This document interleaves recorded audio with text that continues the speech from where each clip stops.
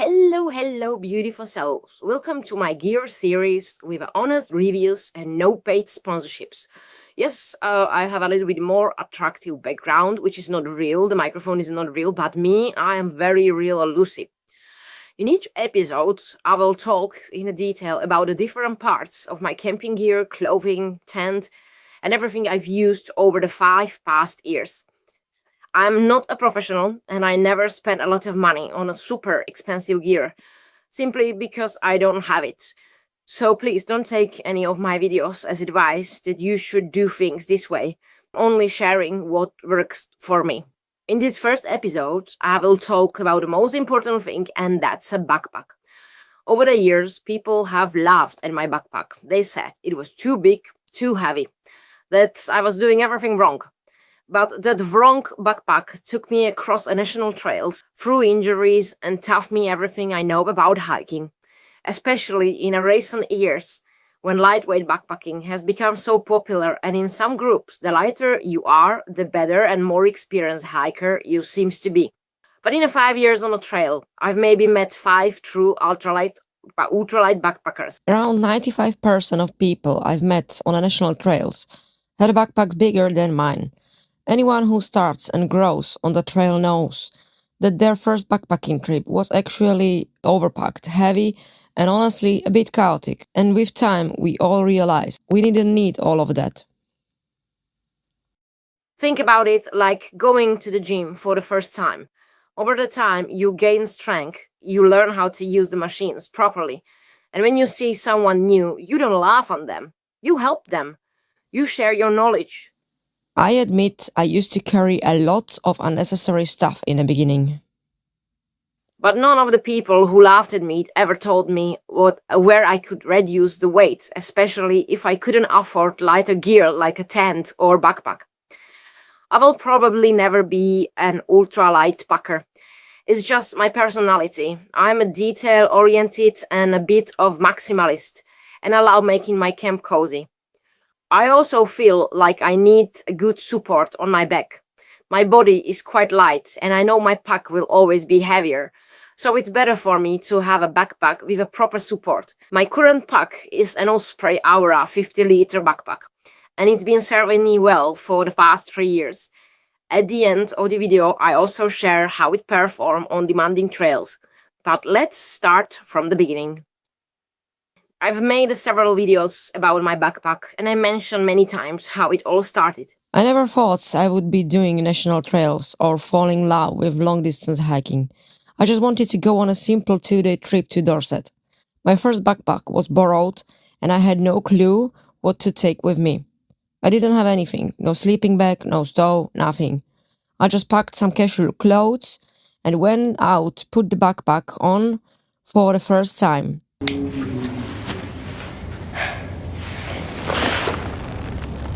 But after that trip, I realized I actually loved it. So I ordered my first backpack on Amazon. Just the first one I saw. I was expecting a big parcel. Oh yeah, I got a big box, yes I do, I got a big box, how about you? But when the postman delivered it literally fits into my palm. Of course, when I opened it, it was very cheap and very thin. None of my stuff really fit inside, and the total weight was around 22 kilo. After about 3 hours on my second trip, the straps started falling apart. At that point, I thought I'll have to carry it in my hands to the nearest bus stop. Later, when I bought a new tent, I decided to invest a bit more and got the OX 60-liter backpack, which serves me quite well. But I still couldn't fit everything in, mostly because I didn't have a proper lightweight gear. I was just buying things I liked, not necessarily what was practical. I also had no idea how to pack properly. My sleeping bag was synthetic, not down, so it didn't fit at the bottom of my backpack. I always had to put it on the top, which meant it got wet when it rained. And the rain cover, it was just too small on my huge backpack. On my first trip in a Peak District, the wind actually took it away. So there I was, sleeping back on the top, getting soaked, hiking in the jeans, carrying wood for my stove because it was a natural burner. I didn't know even how to attach the ice axe to my backpack. I put it upside down on a side. My backpack is ridiculous. Most heavy packer on this planet, and I'm proud on it. I didn't really study YouTube or guides or things how they're supposed to be. I was learning everything on my own, and yes, my backpack looked ridiculous, like Eiffel Tower. Things hanging everywhere, and yes, some of them hanging until now. I was testing everything I saw online or camping shops. If I thought this looks cool, but I bought it. I didn't realize that every extra item, every little bag and fancy box add weight. I was carrying blanket, plastic boxes, glass bottles, things I definitely didn't need it. Eventually, even with that backpack started falling apart under the weight. So I decided to buy an Osprey backpack, but I didn't have a big budget.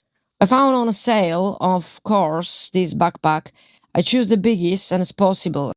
I have a new backpack. I have a new backpack. Around that time, I watched a video from a woman who shared a very similar experience. She also started with the overpacked backpack, taking everything just in case. She said that the biggest mistake backpackers make is buying the biggest backpack. And honestly, I don't fully agree. That big backpack actually helped me learn. With every trip, I started taking less and less. From 88 liters, I eventually came down to 50. But let's go back to the 88-liter backpack. I used it for my very first long-distance trek, coast to coast. I had no idea what I was doing. I never did such a thing before. I didn't have a proper waterproof, just a basic raincoat. My gear wasn't lightweight at all. My backpack weighed around 27 kilos. I was carrying the tarp without even realizing that it's extra weight.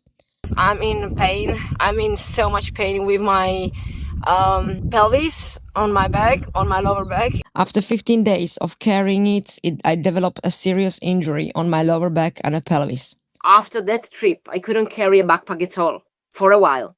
My body is quite bony, so the backpack wasn't sitting correctly. It caused pressure, pain, and even wounds. But I was stubborn. I still wanted to go out, so I strapped my backpack onto the trolley and kept going. I continued hiking with this kind of backpack, and I did a several long-distance hike with it. Even in Norway, it held all my old kind of weather conditions. But eventually I realized desperately needed a lighter backpack, especially after my injuries started coming back. And then in 2023, I was diagnosed with cancer and had several surgeries. At that point, I knew I needed a backpack made for women, lighter and with proper support. So I chose the Osprey Aura 50-liter backpack. New backpack. It was the one of the lightest options available at the time, and I've been using it for the past 3 years. Backpacking is not a cheap hobby, especially if you do it regularly like I do.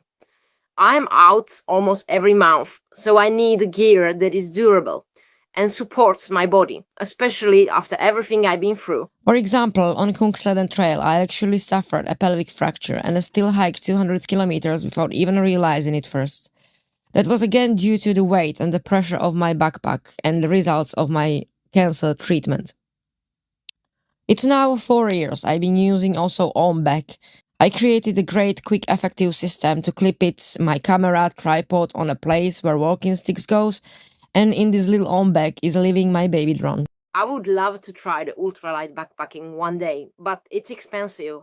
A good backpack costs 200 to 300 pounds, and every year you end up replacing or upgrading another gear. So for now, I don't think I will become an ultralight hiker. It's also just not fully my personality. I like comfort and my camp. And I believe this backpack will serve me for more years. So now, let's take a closer look at this backpack, the Osprey Aura 50-liter, and how it performs. With a weight only 1.4 kilogram, it was the lightest back-supported backpack on the market at the time I bought it. It's a 50-liter backpack and it's older model of Aura. The first thing you notice is the anti-gravity system. It sounds like a marketing, but it actually feels like the weight is spread across the whole back and the hip. This was a life changer comparing thick foam on our packs.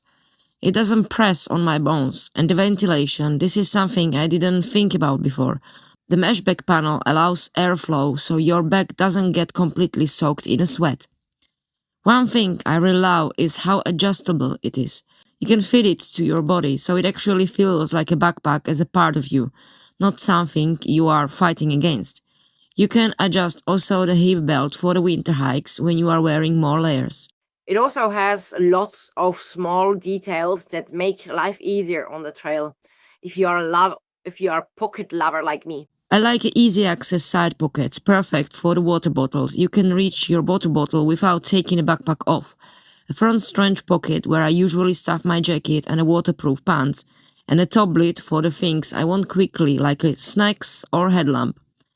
There is also a built-in rain cover, but I removed it, and I store in a bottom pouch my airplane cover. The hip belt pockets are another favorite of mine. What I really appreciate is how stable it feels.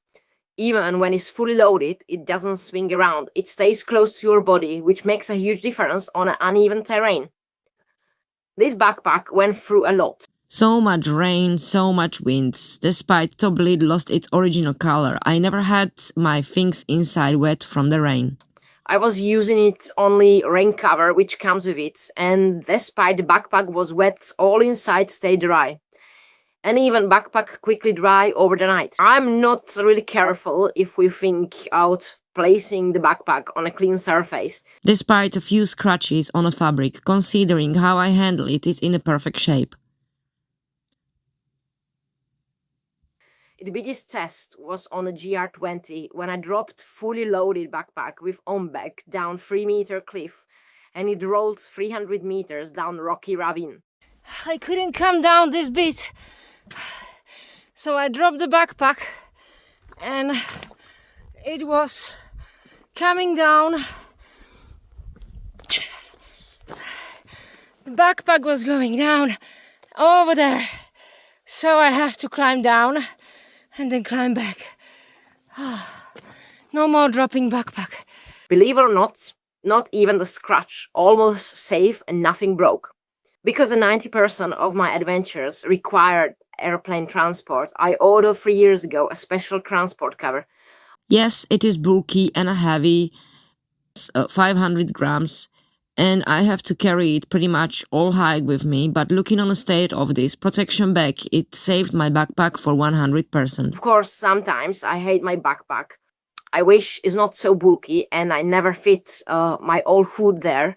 I love snacking bread with cheese, fruit, vegetable, all very soft stuff. So I usually have it in a blue bag outside of my backpack, same as I had my bareback. Yes, it's not perfect, but it's definitely better. Of course, no backpack is a perfect. You have to pack it well, and you need to adjust it properly, otherwise you won't get the full benefit.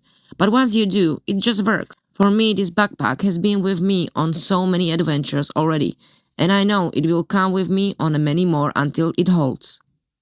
If I have an opportunity, I will try different brand, style, but my budget doesn't allow me buy all the time new gear if I have to replace it or if I have to replace the old.